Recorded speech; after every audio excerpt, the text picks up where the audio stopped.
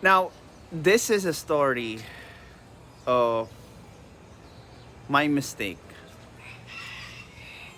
And this is Pinoy Extreme. Let's do this. This is Pinoy Extreme. I remember when I was a kid, andito ako sa garden ng nanay ko. Then, I noticed a plant na nagkaroon ng maraming chomps.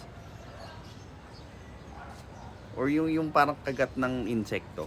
And then doon ko napansin na may mga maliliit na green na kumakain ng dahon nung halaman.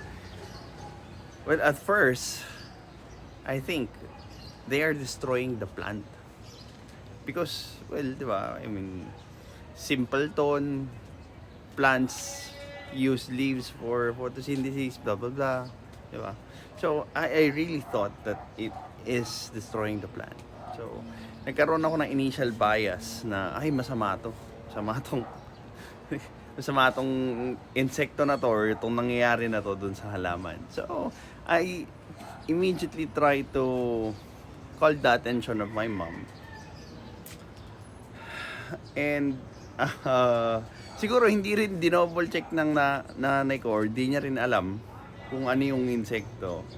So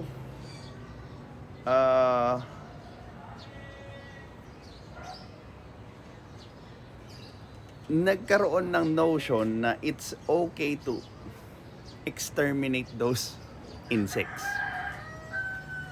So, in short, genocide ko yung mga insekto na yon. Tapos, ang ending, nalaman-laman ko, those are caterpillars that turns to butterflies. So what's the takeaway there?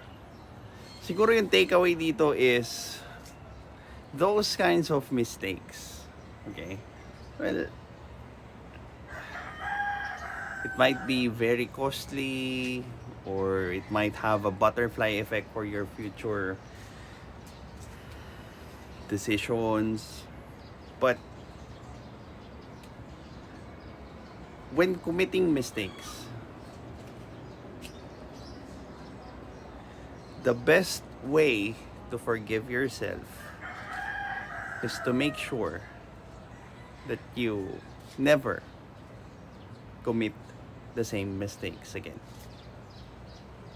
Kasi sa ganong paraan, dun mo lang masasabi na natuto na ako. Hindi mo pala dapat ginagawa yung isang bagay kasi nga may hindi siya magandang epekto or hindi naman pala yun yung epektong ine-expect ko. So, if you actually recognize that kind of forgiveness to yourself,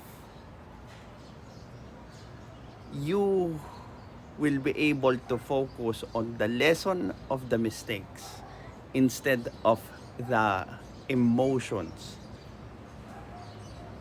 that comes with the mistake or the trauma. Well, if you have some angst, if you have some goals, if you want something, you could try to message me so that we could check whether we could work together towards your goal. This is your lifestyle coach, Mark. Have a good day.